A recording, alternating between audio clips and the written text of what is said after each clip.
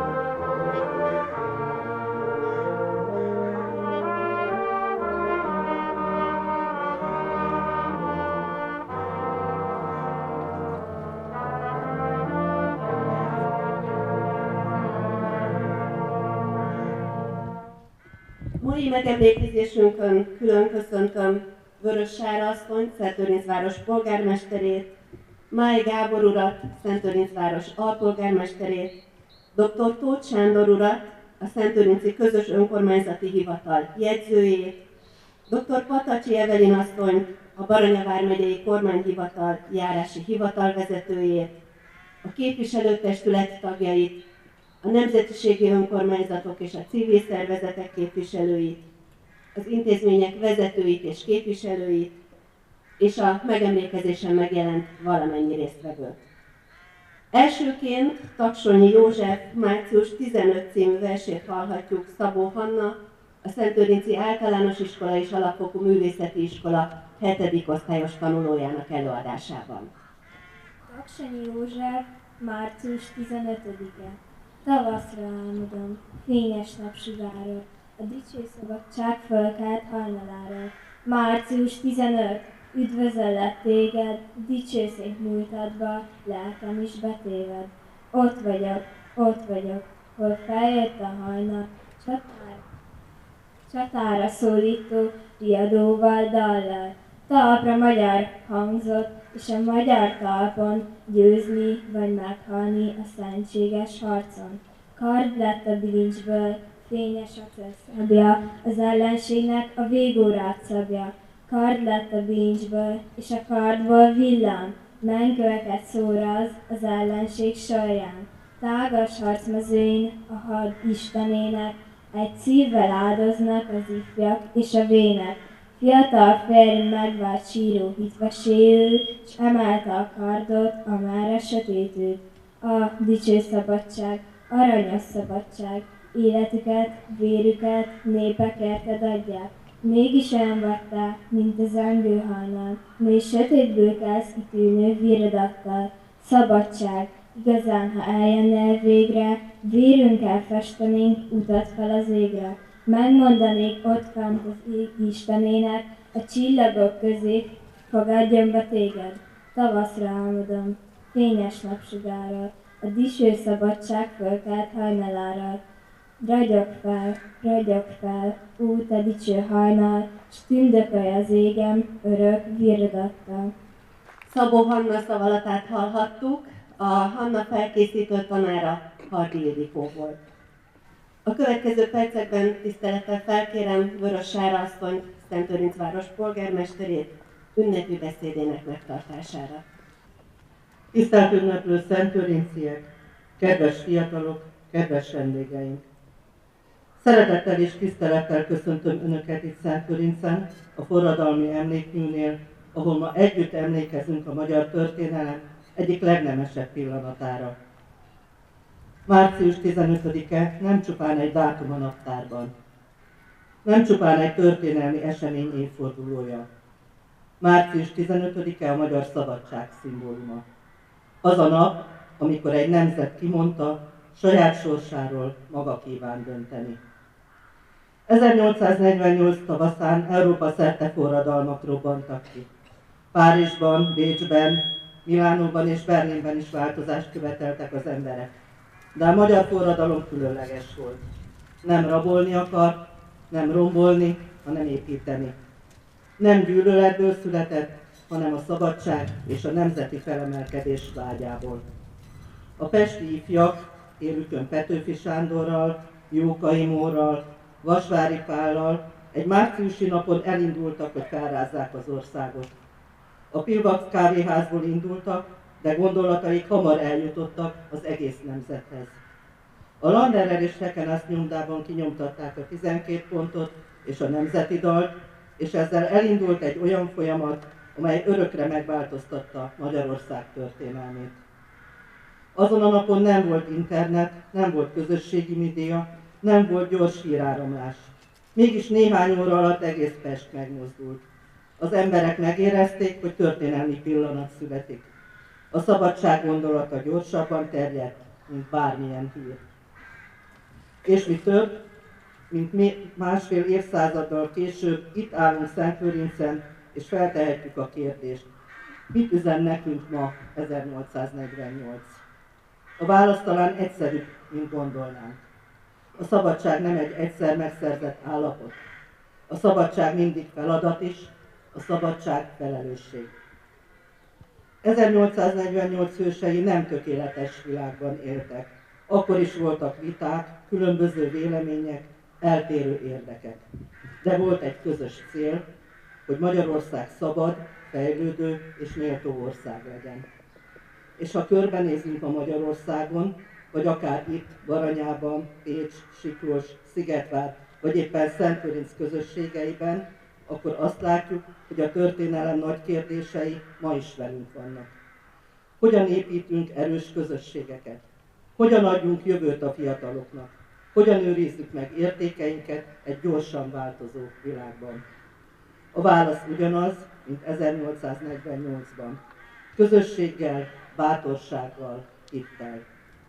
A szabadságharc hősei nem csak katonák voltak a csatatéren. Tanárok, diákok, kézművesek, parasztok és polgárok is voltak közöttük. Az ország ereje a közösségben rejlett, a falvakban, a városokban, az emberek összefogásában. Szentlőrinc is ilyen közösség. Egy olyan város, amelynek múltja és jelene is bizonyítja, hogy az összefogás képes jövőt építeni. Ma, amikor itt állunk együtt, különösen fontos, hogy a fiatalok is értsék, 1848 nem csupán történelemkönyvi fejezet. Ez a mi közös örökségünk. Egy történet arról, hogy a bátorság, a hit és az összetartás képes megváltoztatni a világot. Tisztelt Hölgyeim és Uraim! A történelem nem csak a múltunkról szól, a történelem mindig kérdez is tőlünk. Mit kérdezünk azzal az örökséggel, amelyet ránk hagytak? Hogyan építjük tovább az országot, amelyet annyian küzdöttek? A válasz talán itt van körülöttünk, a közösségeinkben, a családjainkban, a munkánkban, abban, ahogyan egymáshoz fordulunk. Mert a szabadság nem csak a nagy történelmi pillanatokban él. A szabadság ott van a mindennapjainkban is. Abban, hogy képesek vagyunk együtt gondolkodni, együtt dolgozni, és együtt hinni a jövőben. Petőfi Sándor híres sorai ma is erőt adnak. Talpra magyar, így haza. Ez a hívás ma már nem fegyverbe szólít, hanem arra, hogy építsünk, hogy őrizzük meg értékeinket, hogy adjunk jövőt gyermekeinknek. És talán ez a legfontosabb üzenete március 15-ének a mai kor számára. A szabadság nem csak örökség, a szabadság feladat. Feladat mindannyiunk számára. Kedves szentlőrinciek, legyünk méltók 1848 hőseihez. Őrizzük meg a szabadság szellemét, és adjuk tovább a következő generációknak. Kívánom, hogy Szentőrinc közössége továbbra is erős, összetartó és jövőbe tekintő város maradjon. Isten éltesse Magyarországot, Isten éltesse Szentőrinc közösségét. Köszönöm, hogy együtt emlékeztünk. Tisztelet a hősöknek!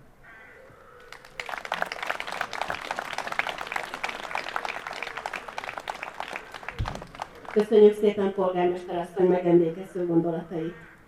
A következő percekben kérem hallgassuk meg Koronics Boglárka és Koronics Barbara előadásában László Attila, a Költő, ha visszatér című dalát.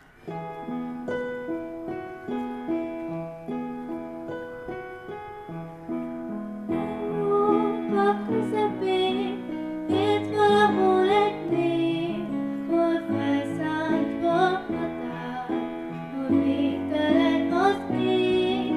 Nem kívánt más, csak saját hazát, hol övé a dalt a szó, hol aranyból, sárból születik majd, tudós és álmodó. Európa közepén nincs többé haza, kerékbe törtem vágyaim, a gyilkosok haga. Gyűrű fogta szegény magyar, folyt csak folyt a vér. Vértanúkról szól egy dal, nincsen más remény. Csak a költő, ha visszatér, a költő, ha visszatér. Míg a földön ember él, a költő visszatér. Hol ember él, hol ember fél, a költő visszatér. Hol magyar él, hol magyar fél, Petőfi visszatér. Csak a költő, ha visszatér, a költő, ha visszatér. Míg a földön ember él, a költő visszatér. Hol ember él, hol ember fél, költő visszatér. Hol magyar él, hol magyar fél, Petőfi visszatér. Megemlékezésünk következő részében, mielőtt megkezdjük a hagyományos városi koszorúzást, kérem hallgassuk meg a szózatot a Szentőrinci Ifjúsági Fúvózenekar előadásában.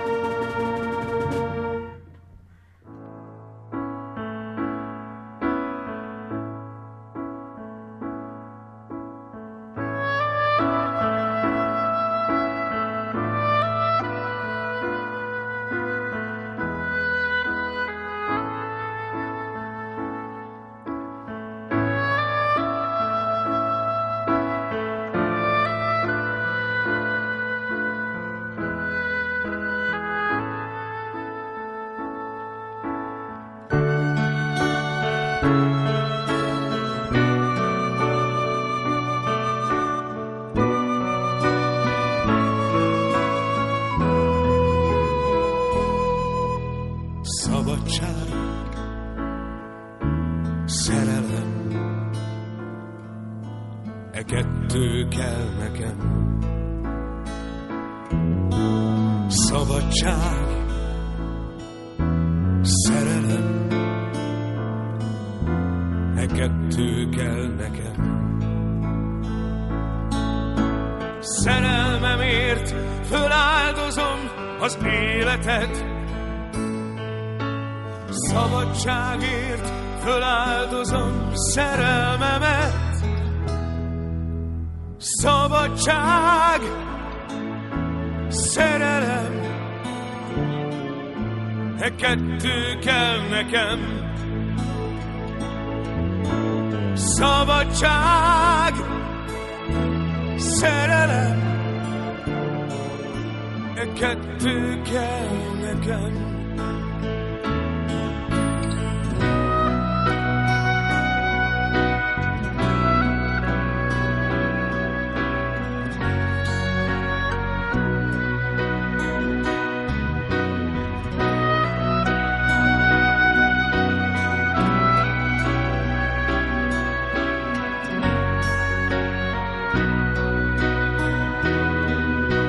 Szerelmemért föláldozom az életet, szabadságért föláldozom szerelmemet. Szabadság, szerelem, e kettő kell nekem. Szabadság, szerelem, e kettő kell nekem.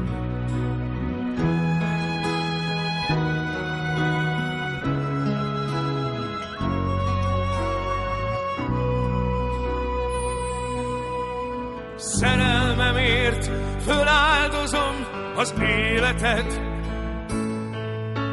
szabadságért föláldozom szerelmemet. Szabadság, szerelem, e kettő kell nekem. Szabadság, szerelem, e kettő kell nekem.